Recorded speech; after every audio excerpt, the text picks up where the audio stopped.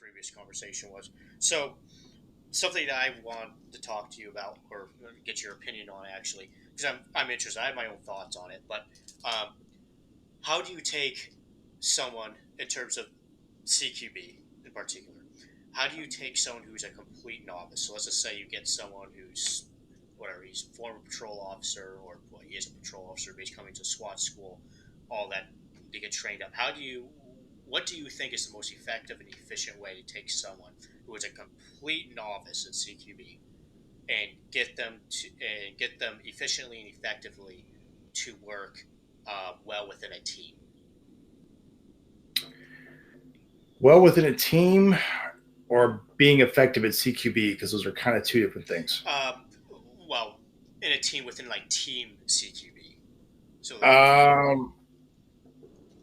Honestly, Team CQB is really just two-man CQB.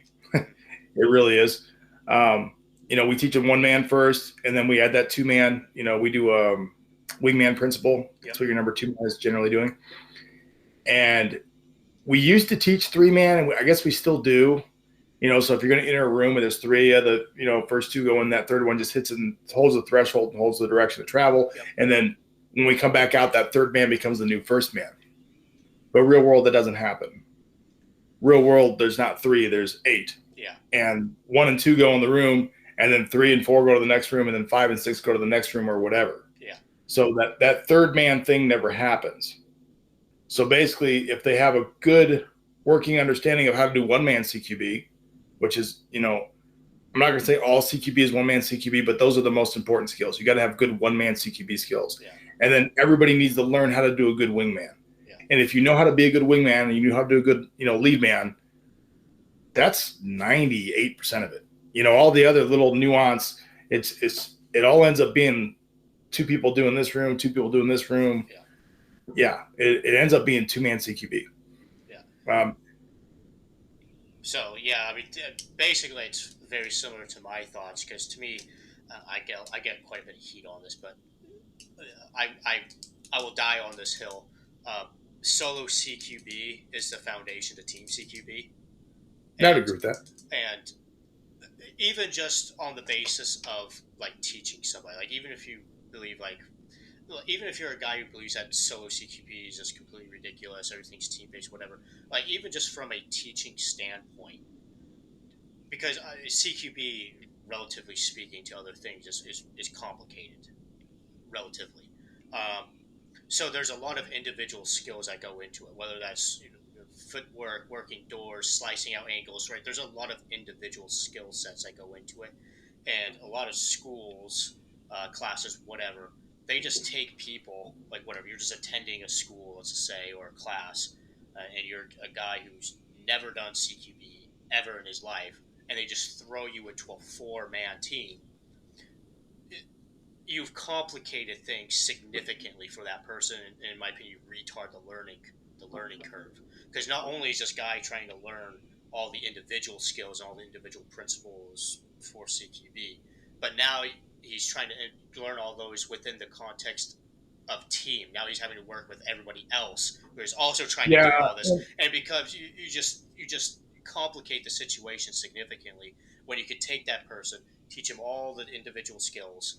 Right, there's a lot of them, so I won't list them here. But all the general stuff he needs to learn. Right, if he knows how to slice out a room, right, knows how to work the door, all that stuff.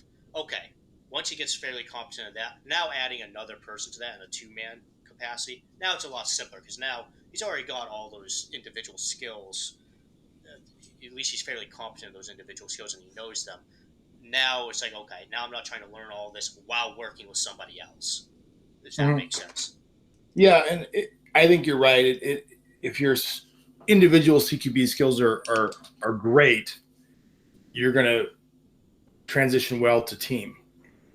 If your individual skills are so-so, you're going to struggle. Yeah. Those really have to be squared away first, especially in a limited penetration CQB context or deliberate, whatever you want to call it, where you're really working those thresholds. I know you can split doors, and that's a thing. But realistically, you don't split a lot of doors real world, not in a residential context. Yeah, residential is hard. Right. The lead person is essentially doing a solo clear while the wingman with them, the number two, is got long cover Yeah. and is essentially watching exposures and then looking at things that that person's already cleared. But essentially, they just hold long cover. So it's all essentially solo CQB, and then you make enter, and one guy goes here, and one guy goes there. More dynamic clearing.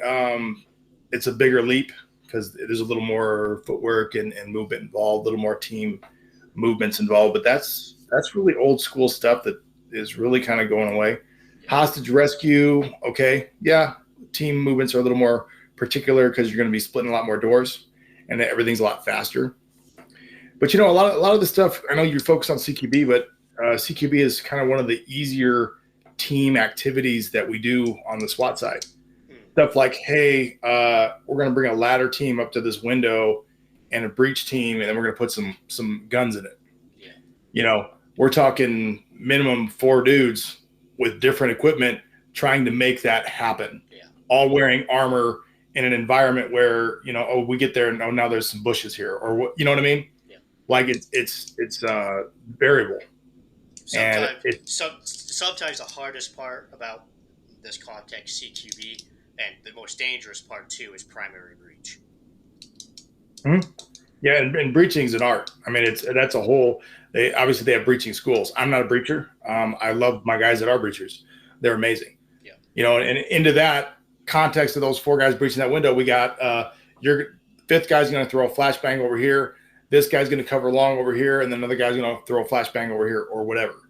So that's kind of the more difficult team movements, and then you got to account for the radio delay and all sorts of other bullshit. Yeah. I mean that gets complicated. Just tactical rappelling.